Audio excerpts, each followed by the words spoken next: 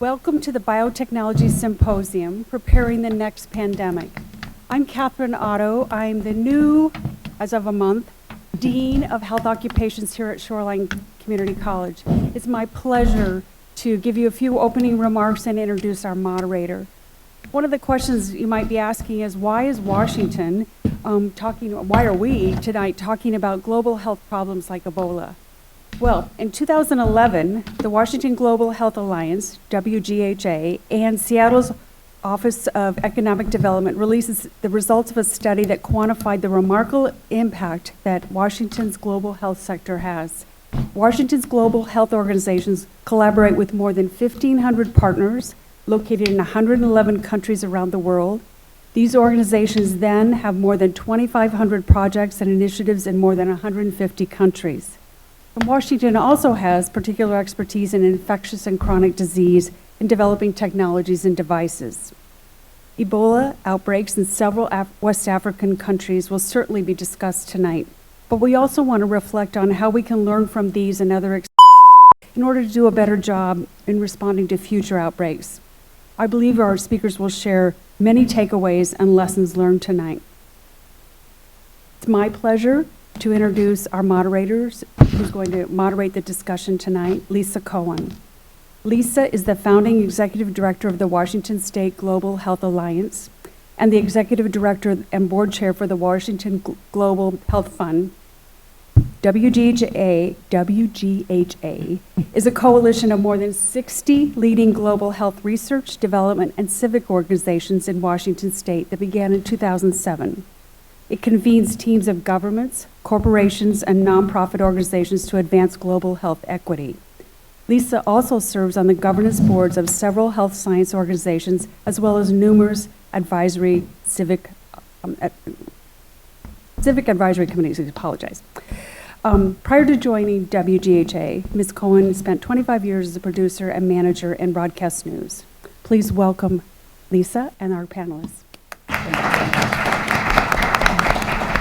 Thank you very much, and it is our pleasure to be here tonight. And I just want to say that, first of all, I appreciate it's easy to lose sight of Ebola now, that it's not in the headlines, certainly for our country, our terrifying hysteria that we had here in the United States, but also as it's as we're seeing the number of cases drop in West Africa. So I really appreciate your interest tonight, and we are really tremendously fortunate to have the folks that you're going to hear from tonight. You're in for a major treat, I would say, which is ironic to be talking about Ebola and treats in the same sentence, but these are three really remarkable people. So more than 8,500 people have died since the beginning of the Ebola crisis.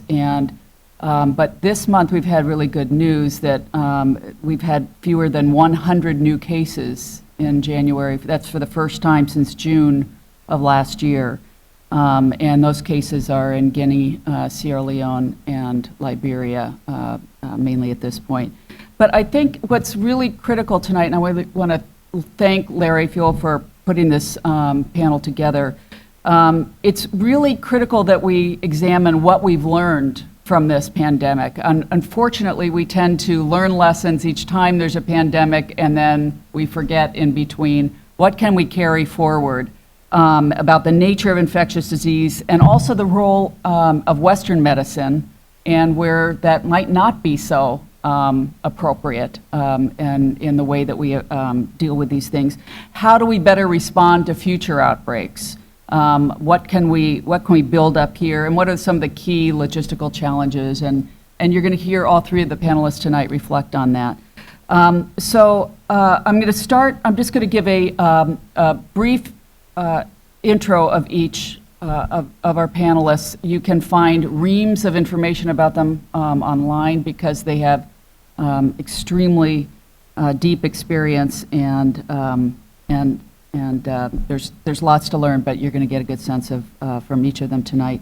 And then what we'll do is I'll ask some questions for a bit, and then we'll, as quickly as possible, turn it over to you so that we make sure that you get to ask. I will warn you that if you don't ask questions, I could ask the three of them questions here till next Tuesday, so you'll want to jump in so that you get your words in. So I'm going to start at the far end with Kathleen Walsh. And Kathleen is with the Bill and Melinda Gates Foundation.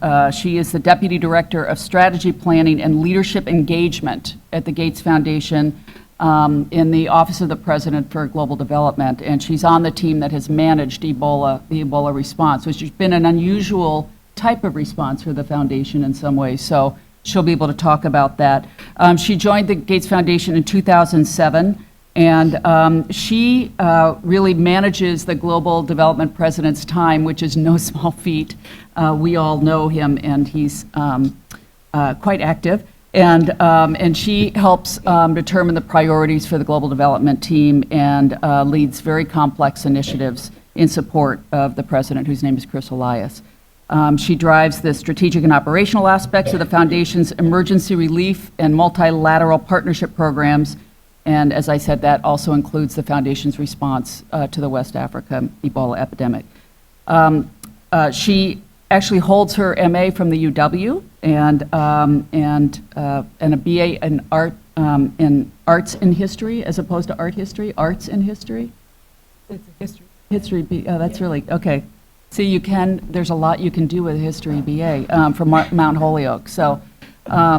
So welcome to Kathleen. And next is Scott Gordon, and he's director of PATH's Window of Opportunity Project. Can I ask how many of you have heard of PATH before? Okay, so you've got a little bit of work to do, though, too. Okay. Yeah. PATH is one of the world's largest global health non-governmental organizations, and they are among the leading grantees of the Gates Foundation. But they've been around a lot longer than the Gates Foundation for nearly 40 years now and just do astonishing work. And we'll have Scott talk a little bit about that tonight. But when we were talking that for Kathleen and Scott, Ebola was kind of tacked on to their regular day jobs, which are plenty time consuming. But Scott also heads Windows of Opportunity, which is an integrated child health and development project that's in both South Africa and Mozambique. And he also serves as senior advisor for PATH's Health Systems Strengthening Unit, and we'll be talking a lot about health systems strengthening here tonight. He's been with PATH since 2008, and he's done all sorts of things. It's kind of easier to say what Scott hasn't done over time, but he's managed new health policy and system strengthening projects, examining the scale up of global health technologies and expanding strategic approaches to health promotion and disease control programs in Africa and Asia. And he also looks at monitoring, evaluation, and assessing the effectiveness of immunization programs. So quite a wide variety of talents. And then next to me is Karin Huster, and Karin is one of my heroes in the last few months, and she is one of what Time said that the Ebola workers were their people of the year, their person of the year. And while Karin will be first to tell you that most of those workers are from the countries where this is happening by far, but Karin has sacrificed tremendously. She's been to Liberia once with Last Mile in Health. Was that what we were saying? Last Mile Health. And then most recently in Sierra Leone for Partners in Health, which is Paul Farmer's group, if any of you are familiar with Paul. And then she's going back again, will be there for 3 to 6 months. So she is tremendously dedicated. She has her master's in public health, in global health, and previously, in her previous life, was a project manager at Microsoft. So interesting evolution over time, and I think she's found her true passion in this work. And she's a very eloquent speaker and writer, and you're really going to enjoy hearing from her tonight. So let's welcome all three of our panelists, please. So I'd like to start, and Kathleen, we'll start with you, talk about how the foundation decided to get involved in Ebola, and what were the things that you had to consider? Because there's so many pressures on the Gates Foundation. Everybody thinks you can do anything. Let's have the foundation do it. They've got lots of money. Yeah. So why don't you talk about how you went about that? Yeah, so I'll give you a little bit of background on a little bit about how the foundation and how Bill to really think about what we as an organization have a very specific set of what we call strategies that we think about. Those are things like eradicating polio, improving nutrition for women and children, eradicating malaria.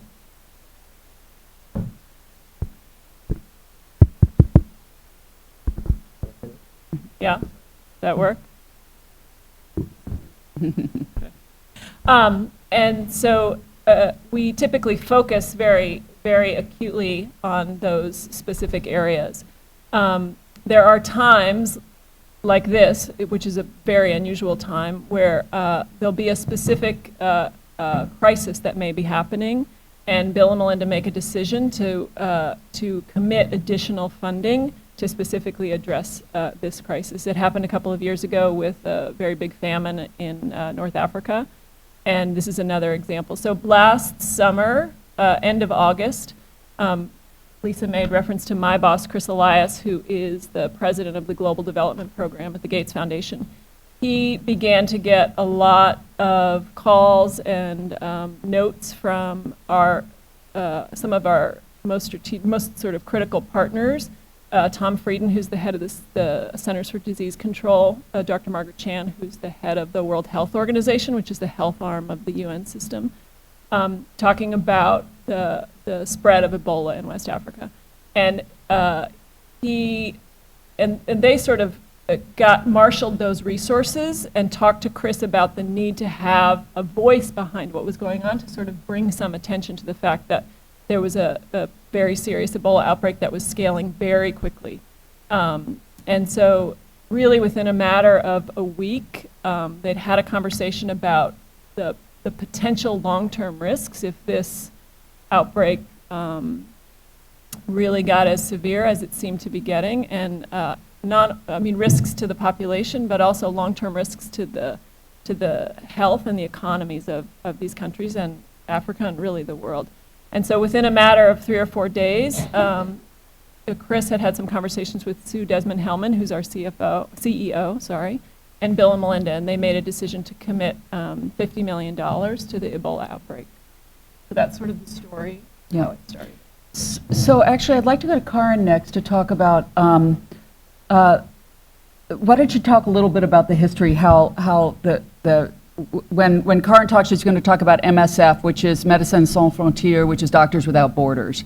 And they were the people who put the call out originally and were kind of spitting in the wind for a while there. And why don't you talk a little bit about how it took a while for people to start paying attention and the impact that that had. And I'm going to pull this closer. Oh, yeah, I have to speak in the microphone, yes, sorry. You do. Yes. So I think, it's when I went to Sierra Leone, so in November, Ebola had started about a year ago. So you would think that when you have something like Ebola that comes and that gets,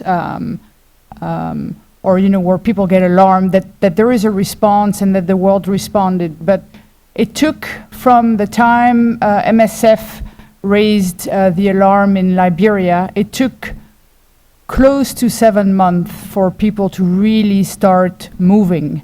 And MSF is very lucky because they are an independent NGO and they function with their own independent funding, so they are not tied to be politically polite. And so they just said exactly how it was. And they said, you know what, there is a catastrophe happening here and there is nobody coming. They were the only NGO on the ground, aside from a few other NGOs that had been there before. But they were the only ones who were there and who were really screaming for help. And it took an enormous amount of time for people to start moving, for the WHO to start moving. Margaret Chan took forever to say that, okay, yes, we have a big problem on our hand, we need to respond. And so that's sort of how it, started. And then eventually the train, started moving. But by the time it really moved, it was about 7 to 8 months. And when I arrived in Sierra Leone, it was close to a year since the beginning of the epidemic. And it looked as if the epidemic had just started. it was absolutely horrible what I saw on the ground. So Why don't you describe what that was like? So I went with Partners in Health, and I worked in an Ebola treatment unit that is managed by the Ministry of Health in collaboration with Partners in Health. And I managed the entire unit.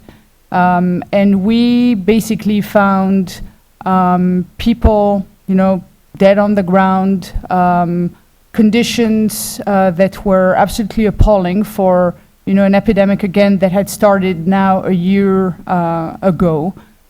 We found enough equipment to work with, but we found very inadequate equipment. I didn't have the right gloves, for example. I didn't have the right equipment to put intravenous lines into people. We didn't have beds. We had no sheets for the patients. And this was one of the main Ebola treatment units in Sierra Leone. So we were about an hour and a half from Freetown.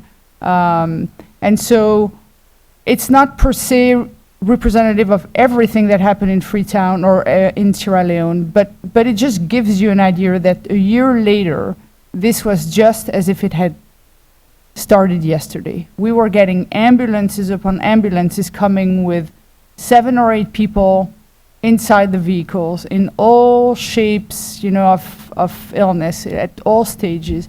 It was just unbelievable. To me, a year after an epidemic like this, it's unacceptable. And so, Scott, we'll talk tonight about the systems strengthening and why was it so bad in these countries? But talk about the lack of the infrastructure there and the. Well, and that really is one of the major factors why, at least in our estimation, why the epidemic was so bad there. We have to take into context the 3 countries that we're talking about, and that all 3 countries, if you look at them along what's referred to as the Human Development Index, it's an index that looks at social factors such as education, income, health, access to health care. All 3 of those countries really rank among the lowest countries in the world in terms of the level of development and the resources that are available to their populations. Both Sierra Leone and Liberia are still in the processes of trying to recover from very active and very destructive civil wars that really ripped apart their societies. Guinea is a much more rural country, one that also is extremely poor. And so what you've had is in the context of Liberia and Sierra Leone, the systematic deterioration of their health systems and their social supports. And the social supports that the population relied upon was largely the interpersonal social supports, the community level supports. Some of those very factors of the human contact, the tendency to focus inwards within your communities, some of those very factors that then facilitated the spread of the virus in those communities. So you start with conditions of poverty and systems that are falling apart, and then you add on top of that the tendency of then survival mechanism of poor populations around the world to count on each other, and the closeness of their bonds between each other, both in life and in death. What you have is a ripe condition for an epidemic like Ebola to spread and decimate a society, particularly when you get it into the urban slums. And that's where it really, once it got into Freetown, once it got into Monrovia, that's where you really saw the greatest destruction of the epidemic.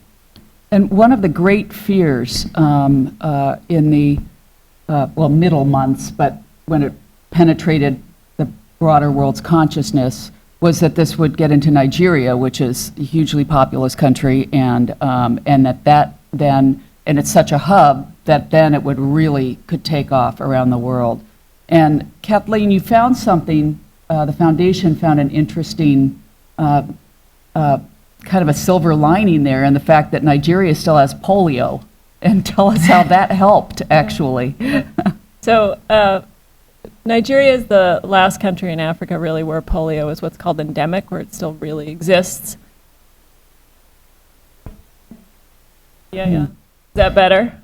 Okay, good. Okay. And as I mentioned earlier, polio eradication is one of the areas that the Gates Foundation focuses on. And so we had worked collaboratively with partners in Nigeria to establish what are called emergency operations centers. So these are centers run by the Nigerian government and other partners, the Ministry of Health there. And they essentially are decision-making bodies that oversee surveillance for disease outbreaks and oversee things like vaccination programs for polio. And so one of the things that when there was the first Ebola patient that was in Nigeria, they used these what they call these assets, these emergency operations centers, and just transition them to be Ebola centers. To sort of do the same type of surveillance and oversight and decision making for the Ebola outbreak that they had previously been used for polio outbreaks. So it was a great example of a place where you take a system that has been put in place and you can transition it based on kind of what the current situation is, and so then part of what the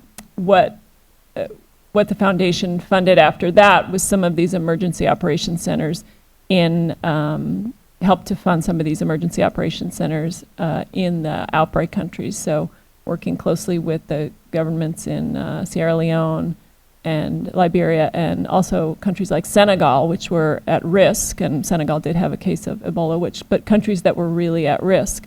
So we really looked at how do we help fund and facilitate and partner with people to contain the outbreak in the countries that in Sierra Leone and Guinea and Liberia, but really then how do we also help and strengthen the countries and the systems for those countries that were most at risk. And that containment piece was missed at the beginning and then became so critical. And there were some interesting technologies I know that Kathleen, that your boss Chris Elias told me about, that following tracking truckers and people with their cell phone records. Yep. And can you talk about that a little bit to see how it might be passed on to? Yeah, so one of the technologies that the polio vaccination workers have is essentially a GPS device on their cell phone.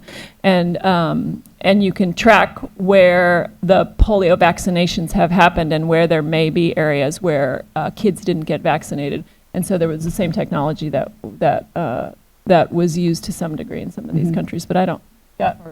Karin may know more about how successful, or if Karin saw any of the. No, I didn't see. Yeah. It's, I just saw there was the head of Chinese University from Hong Kong was here last week, and he was there for the SARS outbreak, and he was talking about how it was this one guy who came in to Hong Kong and how they tracked that this guy he was a tourist, when he went into a hotel where a lot of tourists and a lot of business people were staying, and how this infection spread throughout that hotel, how they tried to shut the hotel down for days. That didn't work. And then what happened was, and this is so much the case I want Karin to talk about, then as people were infected and went into the hospital, it was actually the healthcare workers who far disproportionately lost their lives in trying to save people. And then also they've tracked now how it passed from in apartment buildings through, okay, this is something I didn't know, that when you flush a toilet and you don't put the lid down, all you men, then that can spread this throughout, it spread it throughout the apartment buildings. So all of these, they tracked through these 3 big towers in these adjacent apartment buildings, how it passed through there. They followed wind and all of this sort of thing. But it's pretty astonishing how, it can be, they found patient X for the SARS outbreak in Hong Kong. And so that's why you have to try to get, be as conscientious about the surveillance as possible. But Karin, I hope that you would talk a little bit about the health care workers and the people who didn't give up, who came to work day after day. I mean, for the Western workers, you could come, it would be awful, but you'd be there for 6 weeks or something Right. and then be able to leave. Yeah. And I think that's really a key point.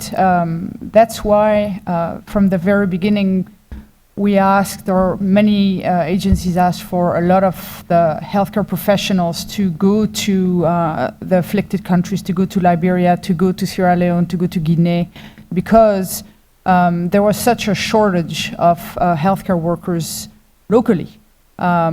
From the beginning, there was a shortage. So before Ebola, Liberia had 50 physicians that were accounted for. So maybe, and that's for a population of 4.3 million people. So when you have 50 physicians, you know that you cannot handle an epidemic like Ebola. And I think within the first few months, probably 7 or 8 of them died, and I'm sure even more have died already. So therefore, the importance of us, you know, the Western world, to be able to go and to help out. When I arrived in Liberia, and the same in Sierra Leone, you'd have nurses and sprayers. So they are the people who help you. You know, they're sort of my right wing man, and they spray chlorine to make sure that I don't, you know, as soon when I'm done with a procedure, that I, you know, get my hands washed and then I can go to the next patient.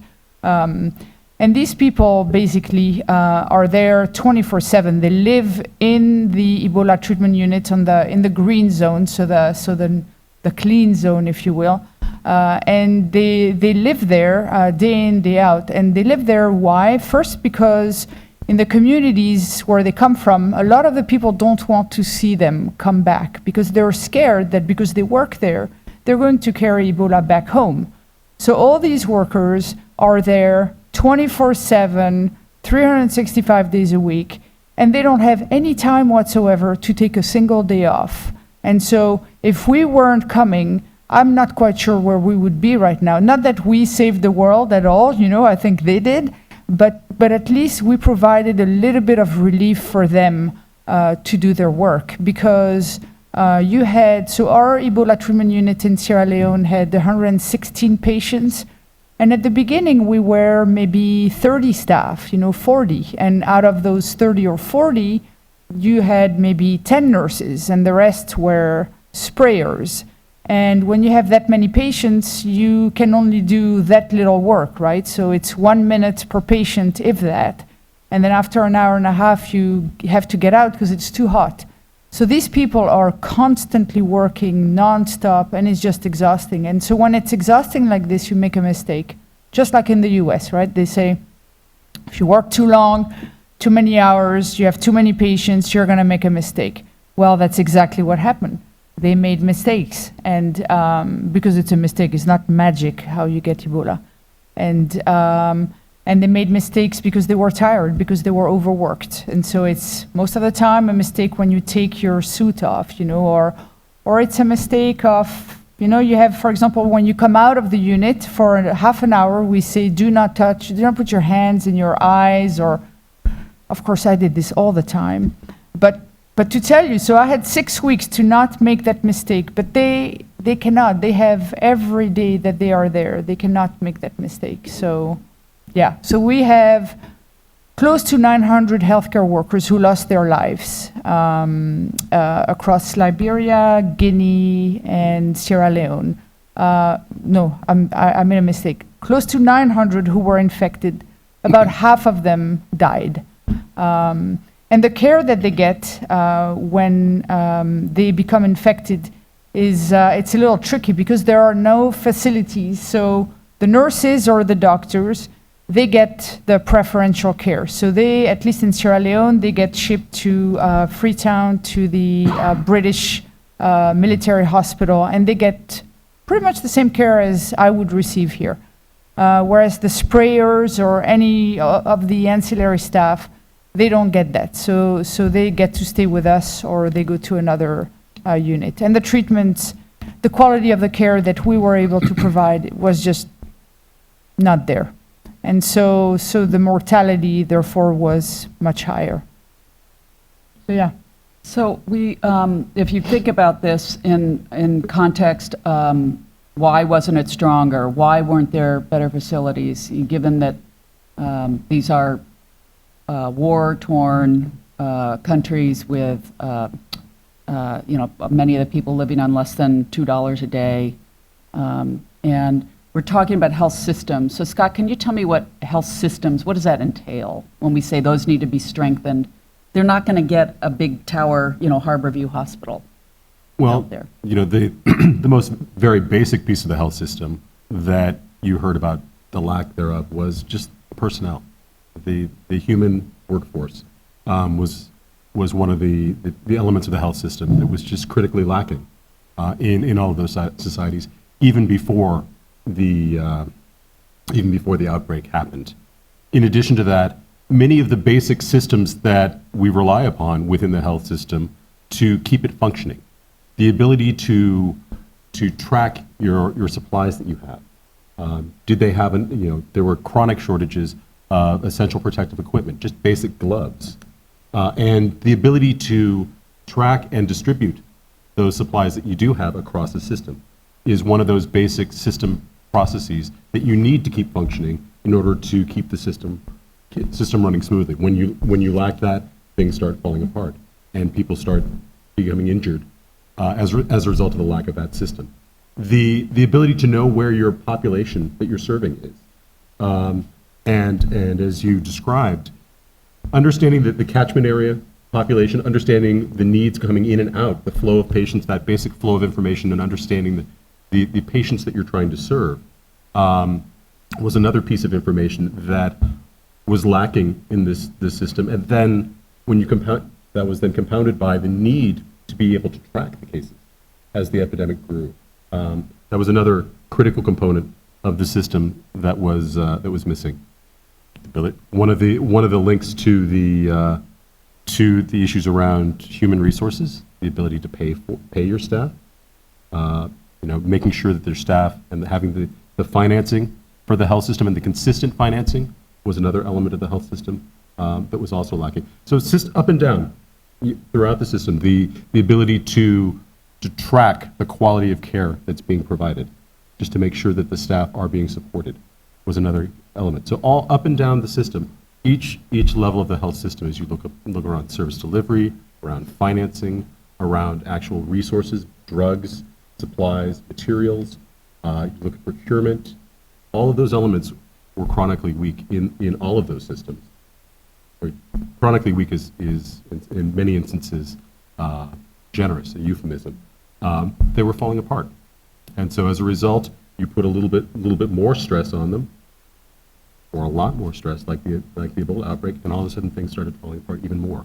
And we still don't really, to be honest, we're just now starting to hear about the broader impacts of the outbreak on the community there.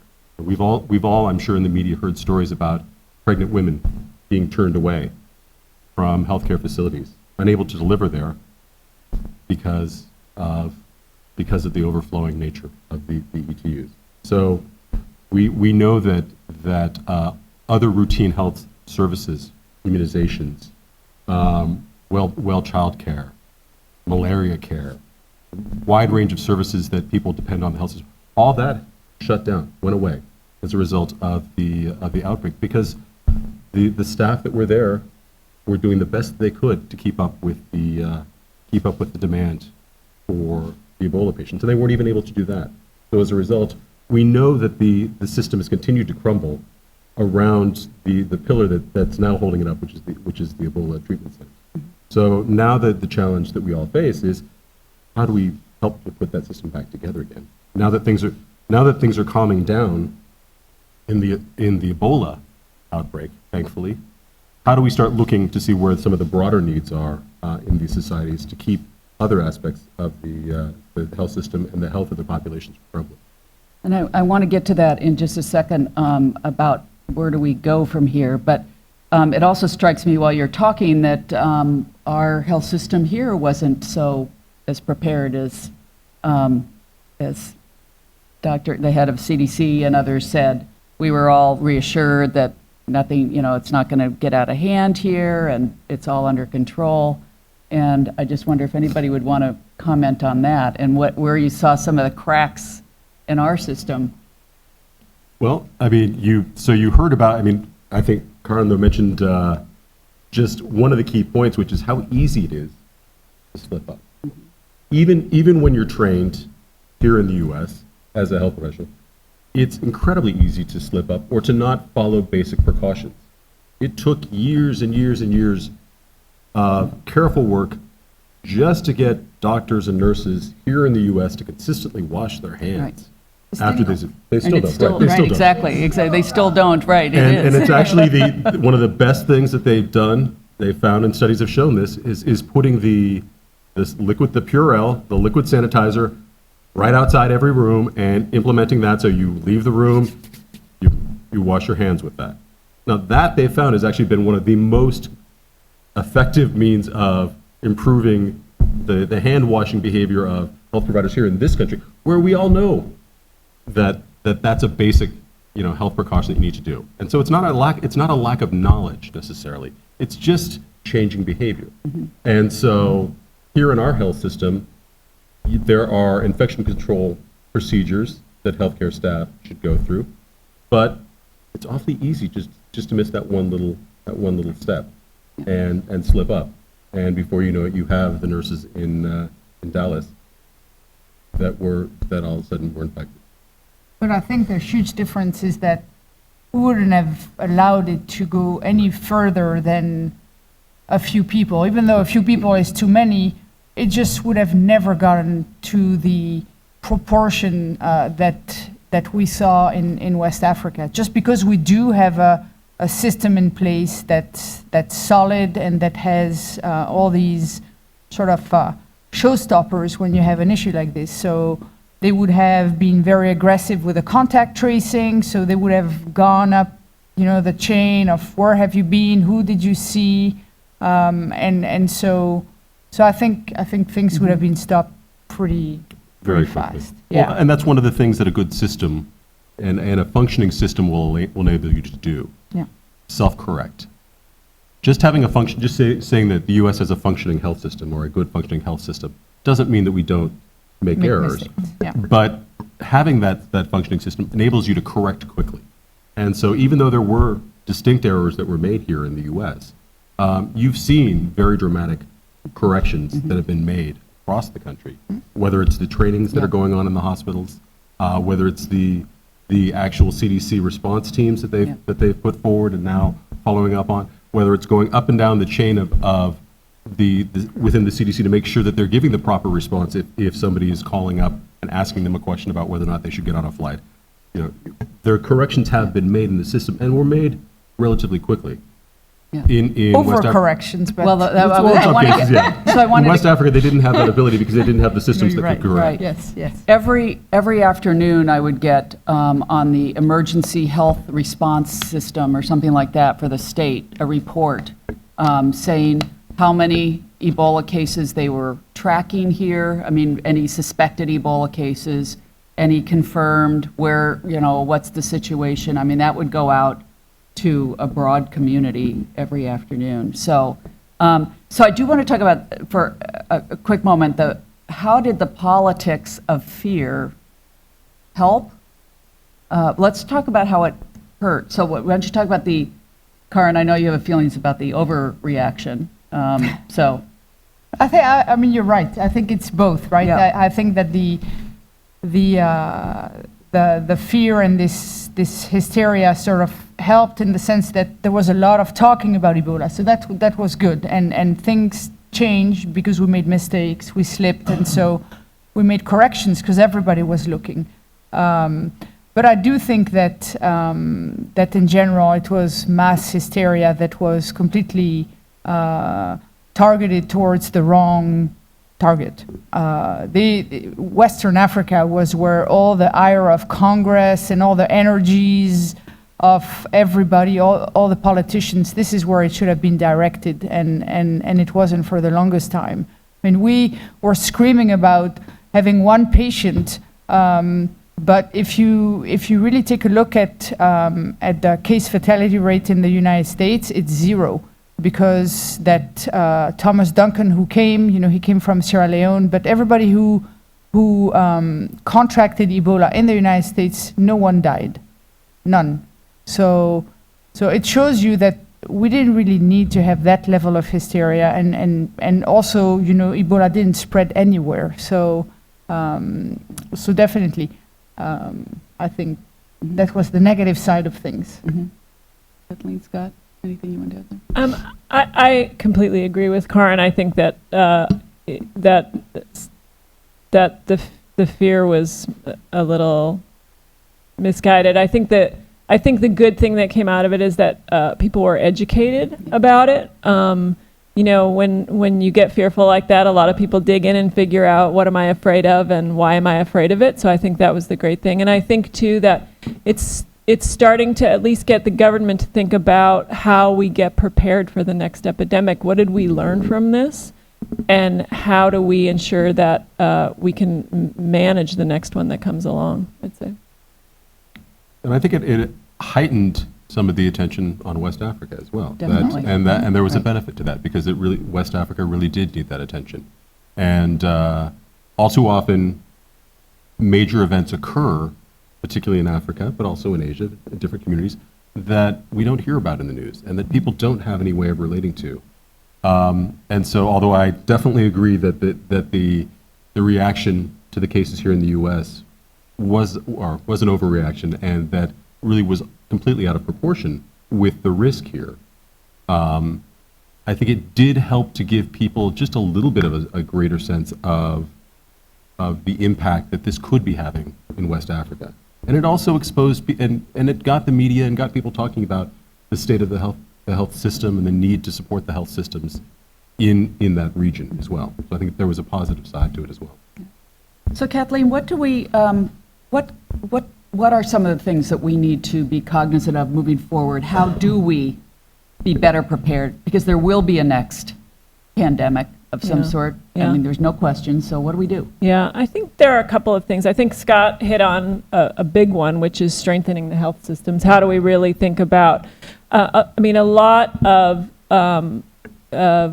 good things were built up in some of these countries, these treatment units, and some of the personnel who are there have been trained. How do we think about using what's there to really strengthen and take advantage of that strength in some of the health systems? I think there's a lot of conversation going on about what the role of the World Health Organization is and other organizations who are engaged, the US government, the UK, a lot of different governments.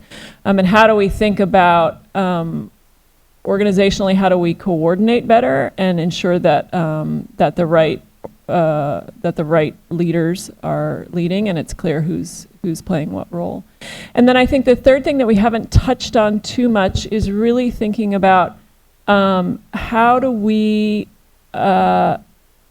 shift some of the markets, especially the research and development markets, so the private sector is more interested in developing diagnostics and vaccines for the poor. So how do we think about motivating the market, the private sector, really to be more interested in the good that I think has come of some of this, including some of the vaccine work that has happened as a result of this epidemic. Let's talk about the vaccine work for a moment, because that has been truly remarkable, how all of the companies came in, or many of them came in, and it was all about that end goal of saving lives and getting this under control, which we haven't seen before.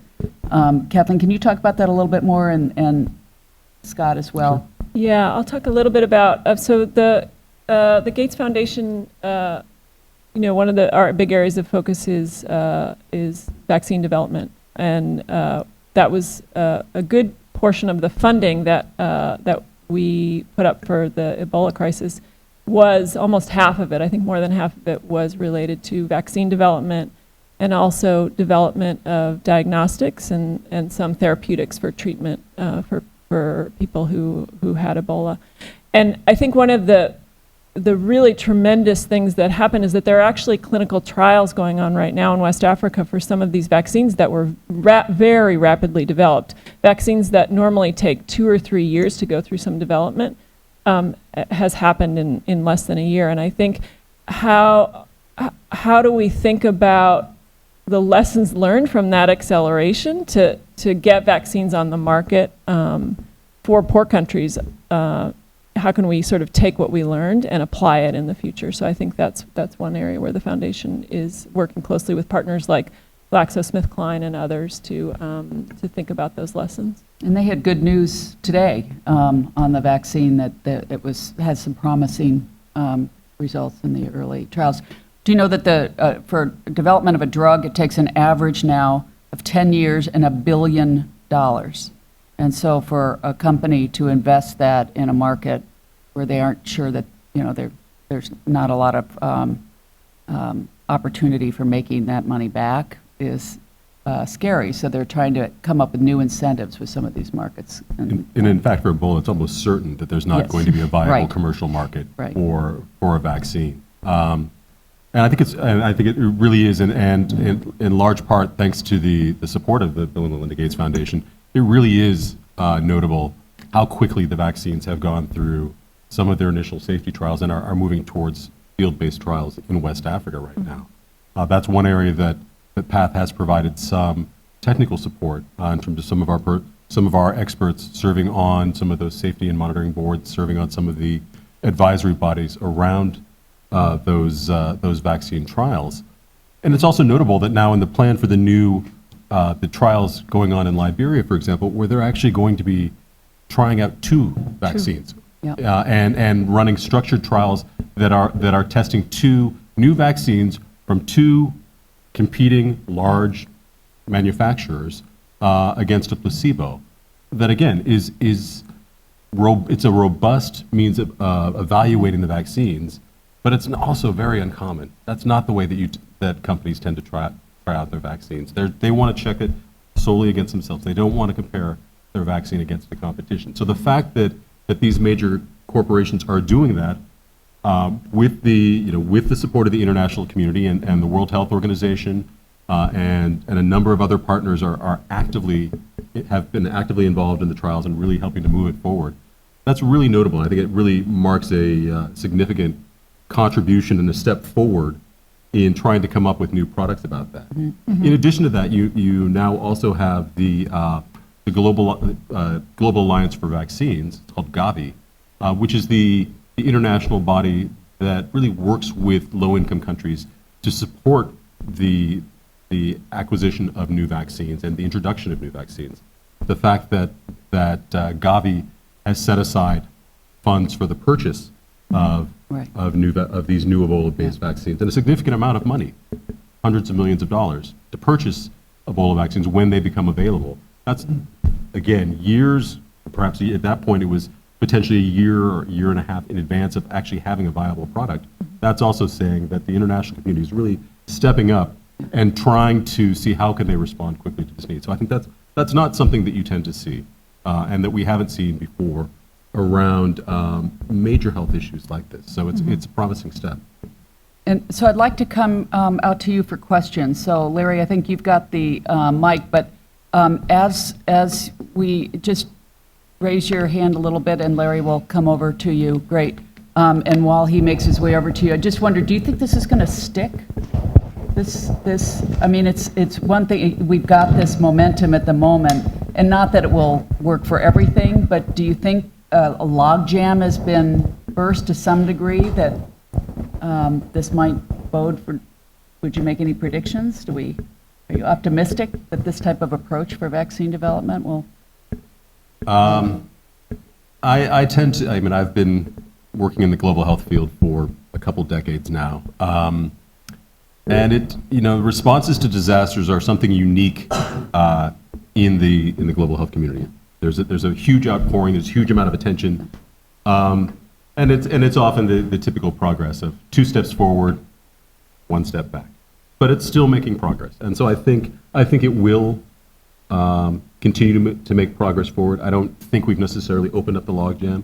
I think we'll slide back again, but I think it is a marked progress forward. It is. I just can't help but feel that this is so ironic that we've got this measles outbreak, here, and because people choose not to do it, not to get these vaccines, and where, people would do anything to have access Yeah, just goes to to some of these, yeah. It just goes to show you, though, that, mistrust of the health system and Yes. the relationship between the health system and the community Yep. isn't something that's unique to Right. to West West Africa. Africa, That we right. have those same challenges here, and to think that the happiest place on earth, Disneyland, proved to be a very effective vector for measles. So. Right. But I think also more politically maybe, but the public is the one who is able to dictate what they want to public health, and it shouldn't be this way. It should be public health who is the body who is informed, who has the science, and who says how things should be, and it's not. So I think, and it's the same with Ebola and quarantining people who come back. It's sort of the same. It's dictated by forces from the public, from fear, from more so than from basic science. Yes, ma'am.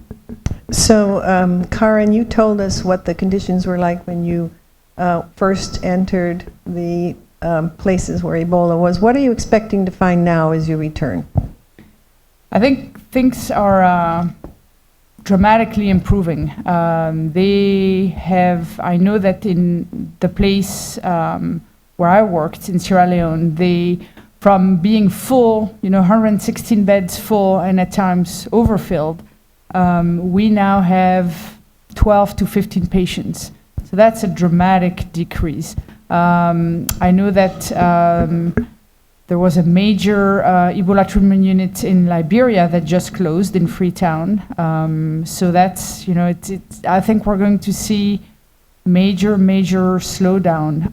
But that doesn't mean that we're done. I think people are going to want to go home and be done, but we need to continue to be very aggressive with contact tracing. So making sure that every person that we find that is sick, we sort of go up the stream and find everybody who has been in contact with that person. Continue that until we're at 100%. Continue to educate people. Continue, all the work that has been finally started and that's finally now in full steam. We need to continue that. But I think I'll find a much quieter situation. And if you would pass the microphone down, and who's got the next question here? And while we're great, right up here. While we're getting there, to that point about finishing the job, Kathleen, can you talk about how close we'd gotten for polio, and then we took our eye off the ball a little? Not we, but the eye would. Yes. So Yeah. yes. Well, I will say we're very close for polio still. The last case of polio in West Africa, in Nigeria, was about I think it's been 3 or 4 months. So we're very close there, and we're largely focused now on Pakistan and Afghanistan, which, there are political challenges there that are really creating a lot of complexity, but I'd say we're very close. Yeah. Yeah. So yes. And optimistic. Yes. Yeah, need to be. So I have a question regarding, you mentioned there's hundreds of millions of dollars or $100 million that are put up by companies or governments or whatever to develop vaccines, right? And I'm wondering, so given your slant a bit that there's an overreaction in terms of the media and fueling the way we deal with things, and that pushes us to find vaccines and deal with that. Now, if you're in the country and you took, let's say, $500 million or $100 million or something like that, instead of putting that into developing vaccines for it and just did infrastructure of sanitation or water quality or things like that, would the end result be better if the overall goal is preventing these types of outbreaks and epidemics or pandemics from spreading? Great question. I think everybody should take a shot at that because you're all going to have different perspectives. So, Scott, why don't you start? You're ready, right? Would it be better? Well, I don't want to argue against. I mean, there's a very real need and use for the vaccine. So I'm leery to argue against the vaccine, or Allocate. can I, right, but can I choose the pool that we get to pull funds from? Can I take a bomber away or a new aircraft carrier and put it towards towards public health? I'd love to do that. No, I think that in all sincerity and all honesty, I think for the immediate crisis, plunging those resources into the response efforts may be more effective. However, there are very real resource limitations that we run into in terms of how to actually spend that money. We think that it's really easy to spend money on systems, to improve systems or the conditions on the ground. It's really not. And sometimes spending large pools of money actually creates more problems around development than spending smaller pools of money. So I think the vaccine's important. I think additional resources into building the systems back up will be critical. And as I said, I'm leery to choose between the vaccine or building better hospitals, better roads, better telecommunications infrastructure, better procurement systems, better human resource systems. One of the reasons that systems fall apart is because they're really hard to maintain and they're really hard to build. And so just more money, yes, more money would help, but it wouldn't necessarily solve the problem, in my opinion. Yeah, I would agree. I mean, you're absolutely right that sanitation is incredibly important, and if you don't pay attention to sanitation, you'll get cholera outbreaks and other sorts of outbreaks. But to Scott's point, I think it is a big system, and you have to think about all the different components of the system and balance your focus on each of those components, and truly bring the global community along and make sure that people are engaged, and that will give you the resources, whether it's dollars or voice that you need to make the system change. But I think it's a really tough choice, and it's tough choices that developing countries make every day, and we make them too, but we don't have the resource constraints that they do. So I feel like that's part of the reason that certainly for the Gates Foundation that Bill and Melinda made a commitment to this outbreak is because there needed to be more focus. To Karin's point, this epidemic had been going on for months and months and months, and you need people to get there to get engaged and to put the spotlight on it so you can make those choices. So do I have to go and say the other way? I'm going to go too. Right. Frankly, I understand the importance of vaccines, but I also can see, for example, that I can have the vaccine in my hand, and if I don't have a system that's in place, or if I don't have any sort of infrastructure, then I won't be able to distribute that vaccine. If I don't have electricity, or if I don't have any way to store, those vaccines in the ideal temperatures, then my vaccine is going to be a luxury that I cannot do with. So I would put more of my money on just creating very basic but solid systems with a lot of community health workers, trying to focus on preventing or treating the top 10 killers in a particular country. And yeah, I mean, it's an important tool, vaccines, but maybe for Ebola, for example, it would have never gotten to the point of needing a vaccine had we had systems that were working, right? It used to be very, very small outbreaks that would sort of die in and of themselves. So just my 2 cents. Well, and I'm going to go more broadly back for the global health perspective as well, is that what being a relative newcomer to this is learning that we need to ask the communities what they want, what their priorities are. So even though we may have, now the Ebola is a separate thing, but you've got a crisis and you've got to respond to it. But what we may think is needed, or what the data may show, is not necessarily what the people are prioritizing. So it may be if they're a smallholder farmer that the health of their cattle is more important than education for their kids at that moment, or maybe the other way around. But it's not, we can't look at it through our filter of understanding. And to me, this is just like the most humbling work you can ever be involved in, because you learn all the time from different people's priorities. We have a program just in South King County, and we looked at data about improving health systems there and using global health strategies to improve health there. And so when we looked at it, we talked about improving immunization rates, that's what we thought people needed. But when we met with the community, they said, we need roads, we need housing, we need transportation and buses, we can't get places. So the immunizations, it doesn't matter if we've got immunizations if we can't make a living. And so it can't be an either or, which you're hearing from all of us. So we've got a question up front here, and because this gentleman had his hand up first. But I have the mic. And he organized this, so he's the boss of us. Yeah, and I probably shouldn't be, it's not fair, but this is really a follow-up to the questions about systems versus vaccines, and it's been running through my head as I listen to you. And here's the question is, how will the systems, the infrastructure, and how will the systems be maintained that have been created in response to this crisis? Now, maybe I'm wrong, but I see these footages of all these, hospitals being built, and the infrastructures and systems have been built up.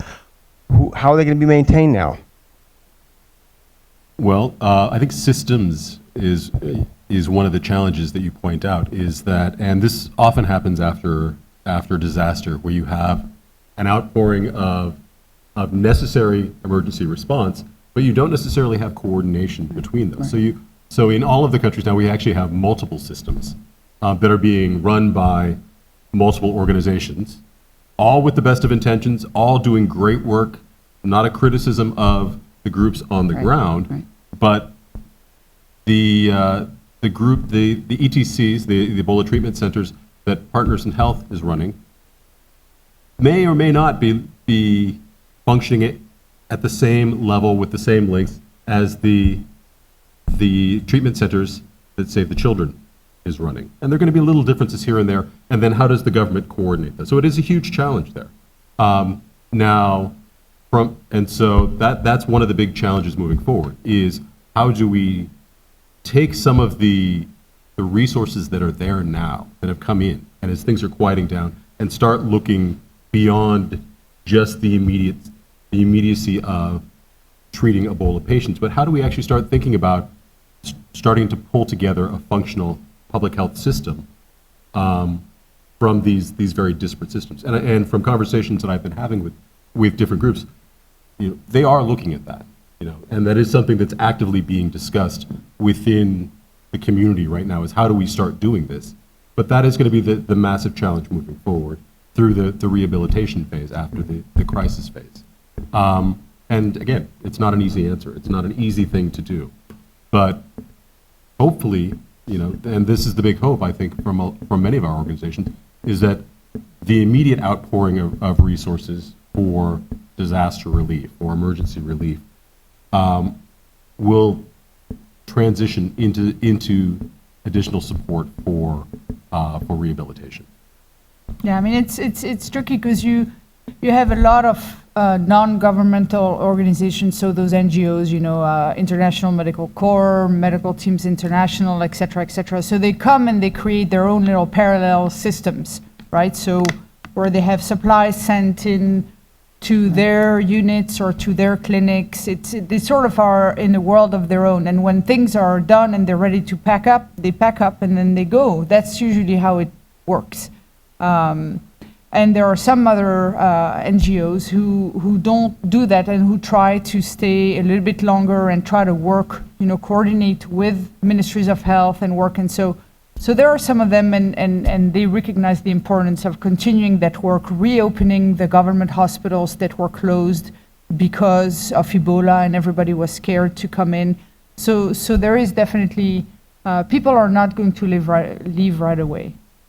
And there's some, you might want to look at the NGOs who were there before and are there now and will be there for the longer term as well. Yeah. You still have a question here? Great. And then we'll go over to you. Are there any women with questions? Oh, we had just curious. Okay. I can talk in a real high voice. It seems that the amount of money that is spent, a lot is wasted because the governments are incapable of administering it. The governments in the countries that you've been talking about probably aren't very strong. I'm to the point where I miss Saddam Hussein. I mean, at least he was in control. The question is there any way of working with those countries to develop strong leaders that will unify? Because otherwise, you build a hospital and leave, and somebody comes in and loots it, you're back to square one. So there must be some way, either outside forces economically forcing the country to get its act together, or you just, I wouldn't say wasting time, but just wasting a lot of effort that could be saved.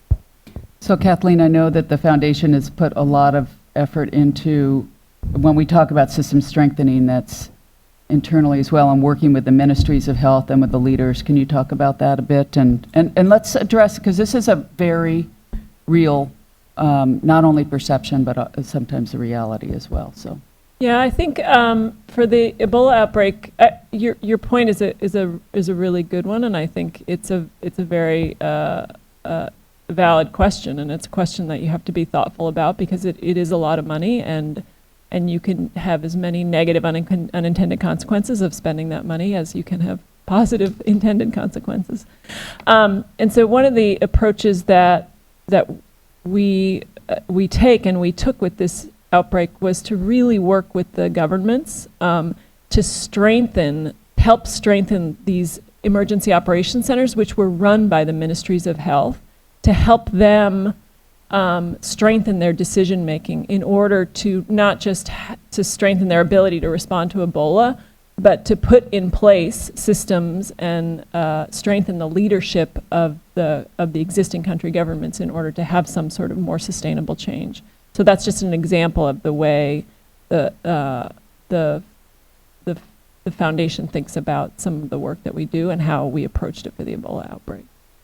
You know, in discussions like this, because we're in the Seattle area and we're in the West, you hear a Western perspective, and so we can sound like the Great White Hope with all of the answers, but there are a lot of real challenges in this and for the countries. And Karin, what's been your experience? I think it's a difficult question. I don't think they're going to be looting because they're done with the civil war. You know, Liberia was actually making improvements. A lot of their indicators for health were getting better. So I think we need to have hope. You know, we sort of are responsible for where they were, and so I think it's incumbent to us to also help them rebuild this, however difficult it might be. And your point is well taken that, yeah, it might take more money, more investment, more time, more patience, sort of closing sometimes our eyes to corruption, you know, but eventually what we need, we know, is a solid, you know, system so that people can, you know, access health and can have the rights that they all deserve. So, but it's tough, you're right. And we often think about governments being corrupt at the very top and then, excuse me, and then that percolating down. And both Sierra Leone and Liberia were, you know, the governments were popularly elected, although somewhat tenuously. And what we see around the world, in Iraq as well as other places, is that democracy is often a messy process. And so you can, even where you have popularly elected government, it's difficult, the horse trading even that we have going on in our own government, it's difficult to get all of the, you know, what from the outside looks like graft, corruption. Other places looks like just playing politics and pork, as we call it here in the U.S. Getting that out of the system is much tougher than it looks. And it takes some time in a bureaucracy to be able to move that out of the system, to get the values where taking bribes or actually showing up for work taking bribes is outside of the expectations, and showing up for work on time and doing your job is within the expectations. So I'm by no means trying to say that either the governments or any of the governments in the three countries were pristine or did not have a great deal of challenges within them. But it's just to basically say that it's tough to, it takes time, really, and it takes systems change. And the really sad thing is that both Sierra Leone and Liberia, after years of despotic rule, were both moving in the right direction. They were in that process of change and still had some hurdles to go through. In the case of Sierra Leone, there's some real concerns now that the Ebola outbreak may actually have imperiled some of the gains that they made, and there actually may be, slipping. The country may slip back more towards the warlords that you heard back years ago, stepping up to seize more power because of all the unrest there. So sometimes a crisis like this can trigger more political problems and counteract some of the positive changes that we've seen. Good question. Yes, sir. I think they need it for the camera there, so. Great. As someone who has elected 2 presidents in West Africa, I'm not going to comment on the conversation because I'm not on the panel. It's not politics. I'm really curious. What did you see as the biggest impediment when dealing with the numerous governments there?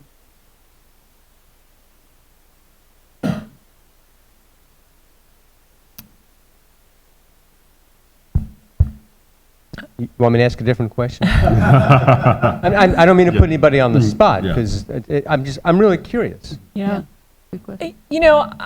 I would say, this is a little bit of secondary experience because I wasn't, my colleagues were working directly with some of the governments, but honestly, for the most part, there weren't a lot of impediments with the individuals. People were, at that point, the epidemic was so bad that honestly, people just needed help.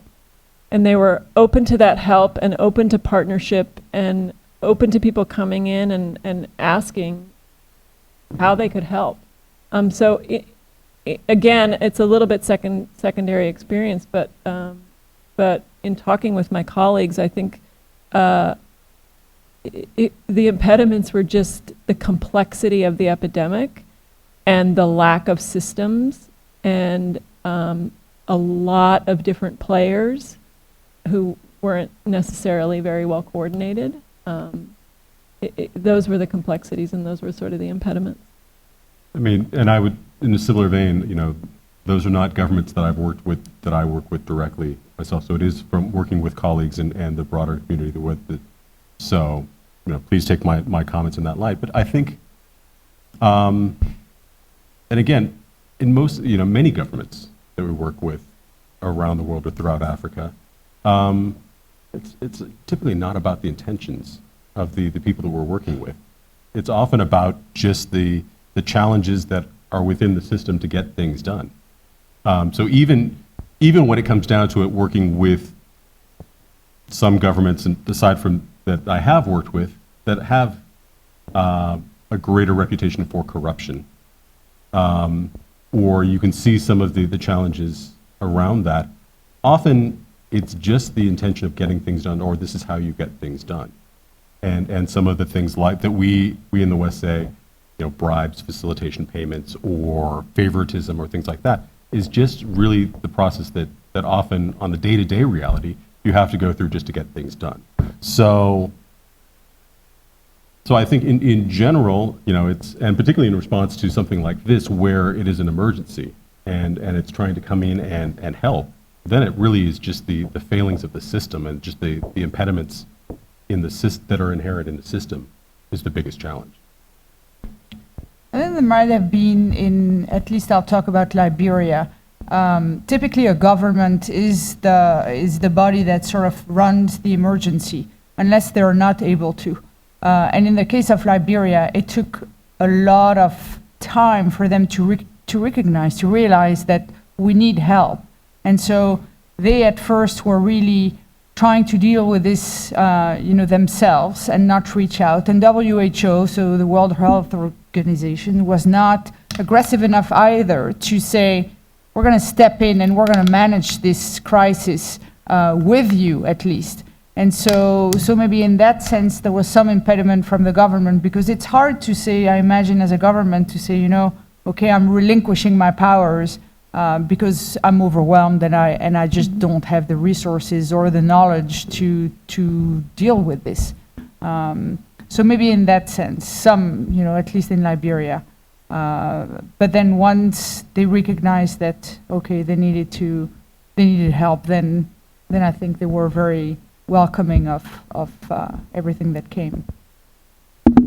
So, okay.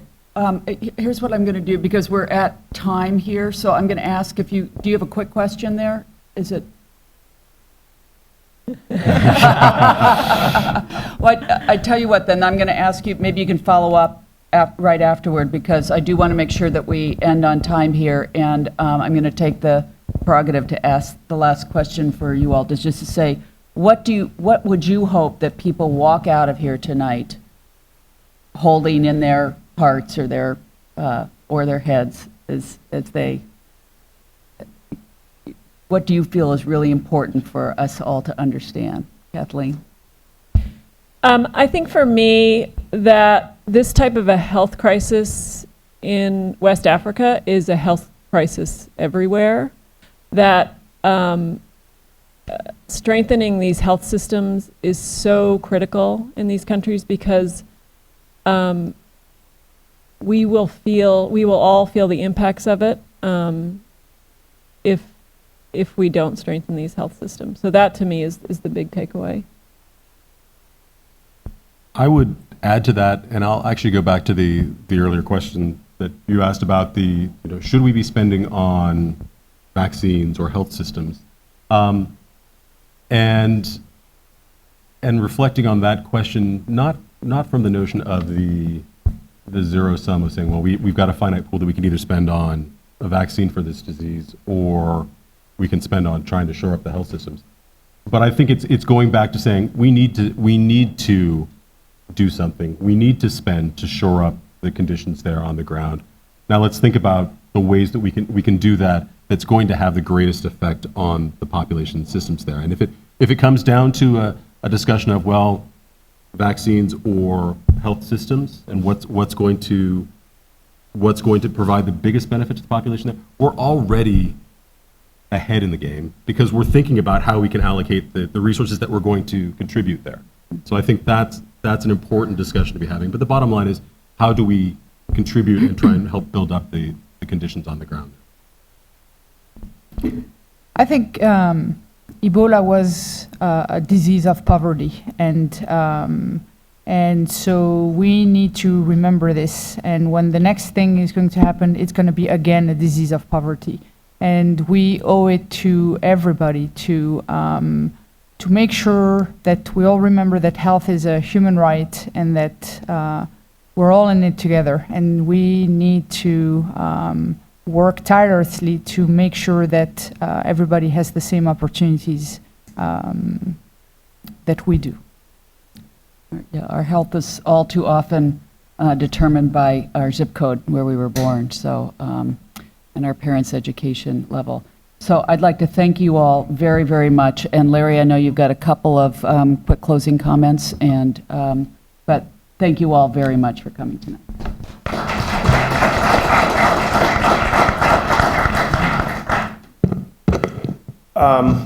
Actually, since I have the last word, I want to ask one last question, because this has been percolating through my head, are conversations like this taking place, you think, in the countries, and this is a yes or no, are conversations like this taking place in the countries that were like Liberia and Sierra Leone?